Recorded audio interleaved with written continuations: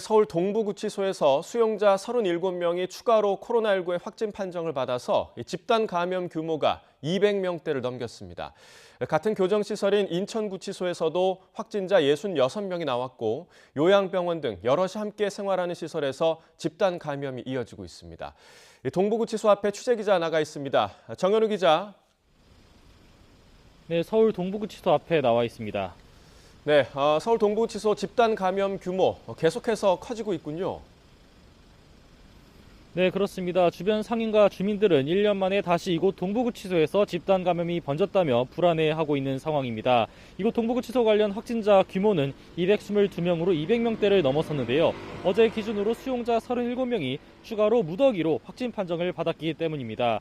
법무부는 확진자가 나온 곳과 같이 있었던 수용동은 동일 집단 격리 조치하고 밀접 접촉자는 한 명씩 따로 수용하고 있다고 밝혔습니다. 또 치료가 필요한 수용자에겐 먹는 치료제 팍스로이드를 지급하고 있다고도 밝혔습니다. 하지만 감염 확산 뒤 방역 조치가 부실했다는 재소자들의 주장도 제기되고 있습니다. 확진된 재소자가 보내온 편지를 가족이 YTN 쪽에 제보를 했는데요. 아침에 확진자가 나왔는데도 같은 방에서 생활하던 7명이 격리 없이 오후 늦게까지 함께 있었다는 내용이었습니다. 지난해 동부구치소 집단 감염 사태 때도 접촉자를 제대로 분리하지 않는다는 문제가 제기된 바 있습니다.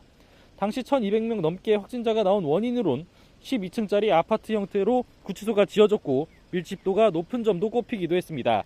대부분 생활이 실내에서 이뤄지는 점도 지적됐습니다. 이번엔 감염력이 강한 오미크론 확산세까지 겹쳐서 불안감은 점차 커지고 있습니다.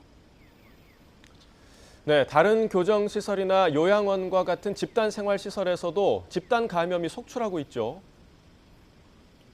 네, 인천구치소에서도 어제 2명이 추가로 확진 판정을 받은 게 드러나면서 누적 감염 규모가 66명으로 늘어났습니다. 확진된 피고인들이 재판에 출석하는 일정에도 역시 차질이 생길 것으로 보입니다.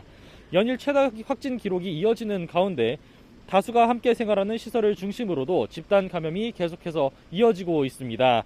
서울 금천구에 있는 요양병원에서는 누적 확진자가 52명으로 늘어났고 광진구 요양병원에선 감염 규모가 99명까지 커졌습니다. 그 밖에도 양천구 소재 요양병원에서도 확진자가 6명 늘어나서 20명 넘게 양성 판정을 받은 것으로도 드러났습니다.